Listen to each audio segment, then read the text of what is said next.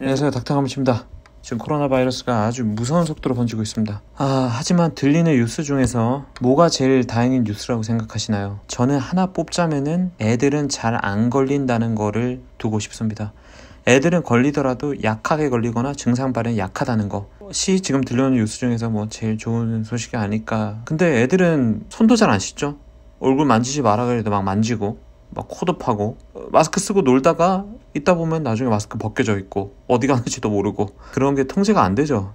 근데 왜 애들은 바이러스에 강할까요? 이게 코로나에 국한된 게 아니에요. 수두나 홍역 같은 것들은 애들은 가볍게 앓고 가는 경우가 많습니다. 그렇다면 애들 자체가 바이러스에 강하다는 얘기인데 유타대학 파비아 교수 얘기를 한번 들어보겠습니다. 연구로 증명된 건 없대요. 과학자들이 하는 얘기가 다 그래요. 연구로 증명할 수 없기 때문에 증명된 건 없지만 이라는 가설을 먼저 깔고 갑니다. 근데 사람이란 게 통찰력이란 게 있죠. 어른과 애들은 면역 반응이 다르다고 생각된다. 애들은 선천 면역이 강해서 그런 것으로 생각된다. 이렇게 얘기하죠. 제가 옛날에 우한 가족들의 우한을 여행한 중국 선진에 있는 가족들의 얘기를 한번 다룬 적이 있었습니다. 요런 가족들이 여행을 갔는데 엄마, 아빠, 딸, 사위 뭐 다 걸렸어요. 유일하게 안 걸린 사람이 요 손자. 얘는 안 걸렸고요. 얘는 걸렸는데 어린 손녀, 아마 한 10살 안팎이었을 겁니다. 이 친구들은 걸리지도 않았고 걸렸더라도 증상이 증상이 없더라. 심지어는 폐렴까지 있었는데도 증상이 없더라. 희한하죠. 폐렴까지. 그러니까 CT상에서 폐렴 소견을 보이는데 증상이 없고 얘는 멀쩡하다. 근데 감염은 됐다. 이게 무엇을 의미할까요? 이 친구를 한번 보면은요, 얘는 폐렴이 있었는데 폐염증이 있었는데 증상은 없었다. 그렇다면 뭐죠? 이 바이러스가 퍼지기 전에 폐로 바이러스가 넘어왔을 때 우리 몸의 선천 면역 세포들이 작용해서 이 바이러스를 다 조져버리고 일부 우리가 면역 반응이 일어나면은 물이 생기잖아요. 삼투물 같은 게 생기는데 그런 것들이 조금 남아서 폐렴처럼 보였던 게 아닌가라고 생각을 하는 거죠. 또 다른 걸 할 수 있죠. 애들이 면역이 강하다. 둘째는 뭘까요? 호흡기 자체가 애들은 건강하다는 의견이 좀 있을 수가 있죠. 그동안 공해에 대한 노출도 적었고 담배에 대한 노출도 적었고 그래서 점막 상피가 건강하다는 것이라고 얘기를 합니다. 그러니까 호흡기 자체가 좀 녹슬지 않았다는 거죠. 공해도 노출 안 됐고 담배도 노출 안 돼서 상대적으로 건강하다. 진짜 면역세포가 선천 면역이 나이가 들면 약해지는지 한번 보겠습니다. 코로나 바이러스가 침투를 합니다. 폐까지 침투해서 요 정상세포에 침투로 들어오는데요. 자, 여기 들어오죠. 그러면 이 정상세포는 감염된 세포로 바뀌겠죠. 요렇게 감염된 세포로 바뀌죠. 바이러스는 혼자 증식을 못해요. 이런 정상세포를 이용해서 증식을 하는데 여기서 요놈의 바이러스가 감염된 세포 안에서 이렇게 마구 증식을 합니다. 그러면은 여기 NK세포가 와서 NK세포가 오게 되죠. 자, 코로나 바이러스에 감염됐다. 감염된 세포에서 요놈이 증식을 한다. 여러 개 바이러스를 마구 증식하면서 만든다. 그러면은 보세요.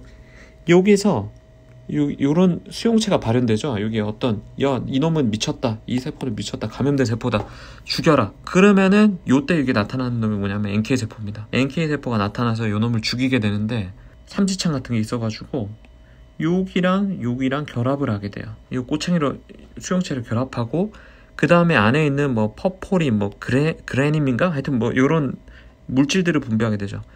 요 물질은 일단 1번 퍼포린이라는 놈은 여기에 구멍을 뚫어서 요 세포를 죽여버리는 역할을 하고요. 그럼 바이러스는 다 종식되게 되겠죠. 그 다음에 또 요 놈은 이 감염된 세포한테 이제 그만 죽어라고 자멸사라고 하나요? 자멸사. 그러니까 세포를 너 죽어라고 지시를 하게 되죠. 그래서 요 놈을 죽게 돼서 우리 선천 면역 세포가 바이러스에 대한 프로텍션하는 효과를 내게 되는 겁니다.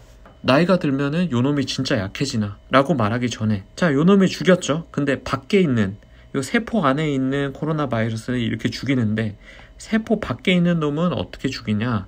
요 NK세포가 대식세포라는 먹개비, 그러니까 먹어치우는 놈을 부릅니다. 찔러 죽이고 죽어 해서 요 놈을 죽였어요.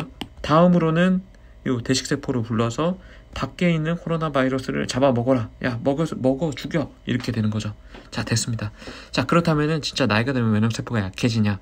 라는 것을 연구한 게 2013년 좀 해저르 외국인 아주 좋은 분이죠. 이런 좋은 논문도 써주고. 자, 요 논문에 있는 내용을 제가 한글로 조금 바꿨어요. 요 NK세포가 제일 중요하다 그랬죠. NK세포. 요 NK세포가 나이가 들면은 아까 제가 안에 있는 요 퍼포린 구멍 뚫어서 죽이는 물질이라 그랬죠. 요 독성 능력이 감소하게 된답니다. 그러면은 바이러스에 대한 면역력이 감소되고 바이러스 감염된 세포가 안 죽기 때문에 바이러스 감염이 취약해지고 중증도도 악화되는 거죠.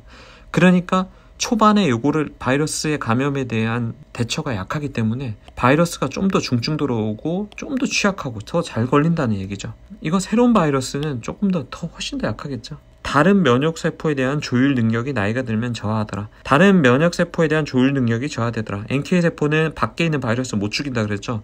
다른 놈을 부르기 위해서 사이토카인이라는 놈을 분비하는데 이 사이토카인 분비로 해서 다른 면역세포를 조절하는 능력이 나이가 들면은 저하되더라는 거죠. 요 대식세포의 능력이 감소가 되면서 바이러스 감염에 취약해진다는 얘기죠. 뭐 기타 다른 내용도 있죠. 요 NKP, 4D6 이런 놈의 발현을 줄여서 면역력을 좀 더 떨어진다는 얘기인데 다 비슷한 얘기이기 때문에 넘어가도록 하겠습니다. 자, 그러니까 자 보시죠. NK세포가 요 놈을 죽이는 능력이 떨어진다. 요 찔러서 죽이는 능력. 요 놈들의 활성도가 떨어지고 얘가 요 수용체를 찾는 능력도 좀 떨어진다는 거죠. 그리고 내 친구 밖에 있는 놈을 죽이자 해서 대식세포를 불러들여야 되는데 요런 능력도 소아에 비해서 약하다는 거죠.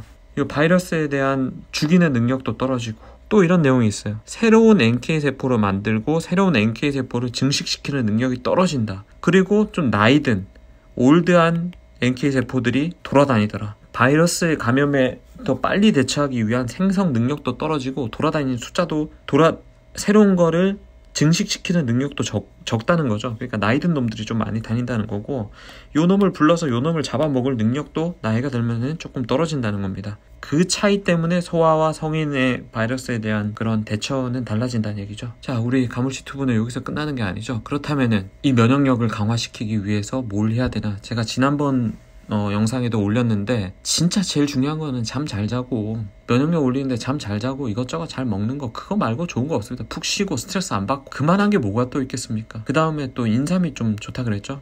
증명이 됐다 그랬죠? 인삼의 폴리사카라이드가 면역력을 향상시킨다는 게 있고 다음은 어떤 엘리자베스 보햄이라는 분이 어디 잡지에 기고한 건데 이런 선천 면역을 증가시키는 물질들에 대해서 음식들에 대해서 좀 다뤄봤습니다. 제가 며칠 전에 곰탕집을 갔는데 이게 면역력을 증가시킨다고 대문짝만하게 벽에다 붙여놨더라고요. 조선시대 왕들도 면역력을 증가시키기 위해서 먹었다.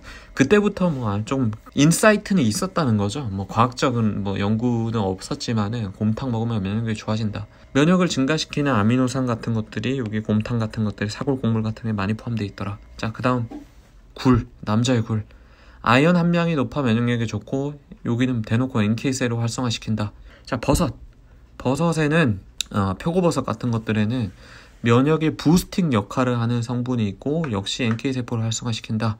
그 다음에 또 우리 장 점막에는 IgA라는 항체 같은 것들이 많아요. 이 면역 반응을 촉진시켜주고 비타민 D의 주요 소스가 된다. 근데 진짜 이게 부족한 영양을 섭취하는 게 이런 면역력 올리는데 진짜 중요한데 의외로 우리나라 사람들이 정말 비타민 D 검사해보면은 비타민 D 결핍이나 부족 여기 굉장히 많아요. 진짜 햇빛도 안 쬐는 것도 있고 식품으로 섭취하는 데 한계가 있기 때문에 비타민 D 섭취는 정말 중요한 것 같습니다. 면역력에서 제 생각에는 이게 정말 중요한 소스 같아요. 우리가 아미노산이 얼마나 부족하겠어요. 아연 같은 함량이 없다고 이거 얼마나 비타민 C가 얼마나 부족할까요? 대부분 충분히 있어요. 잘 먹기 때문에. 근데 비타민 D 관련해서는 은근히 없는 경우가 많다는 거죠. 다음은 시트러스. 이건 비타민 C 함량이 높고 양질의 비타민 C 함량이 높아서 면역력을 촉진시킨다. 자, 다음 물고기. 이런 등푸른 생선들이 좋다. 이렇게 제시하고 있죠. 여기 더 얘기 안 할게요. 너무 뜬구름 잡는 얘기죠. 그러니까 음식 이것저것 잘 먹어라. 너무 뜬구름 잡는 얘기예요. 근데 잘 얘기하자면은 몸에 좋은 식품들을 골고루 잘 섭취해라. 제가 추천하고 싶은 건 솔직히 말해서 홍삼이랑 여기서 따지자면 굳이 버섯 정도 추천하고 싶습니다. 자, 일단 정리 한번 해보면은 그나마 애들은 성인과 달리 면역력도 선천 면역력이 강하다. 호흡기 점막 자체도 강하다. 호흡기 자체가 좀 녹슬지 않았다. 좀 오염에 덜 노출됐다. 그러므로 애들은 폐렴이 오더라도 의외로 잘 이겨내더라. 좋은 소식입니다. 진짜 애들은 정말 좀 건강했으면 좋겠습니다. 애들은. 그리고 어떤 이런 음식들이 선천 면역을 강화시키더라. 그 다음에 이 더러운 코로나 바이러스가 정상세포를 오염시키고 요 정상세포가 감염된 세포가 되고 NK세포가 이렇게 죽이고 대식세포를 불러와서 밖에 있는 놈까지 잡아먹더라.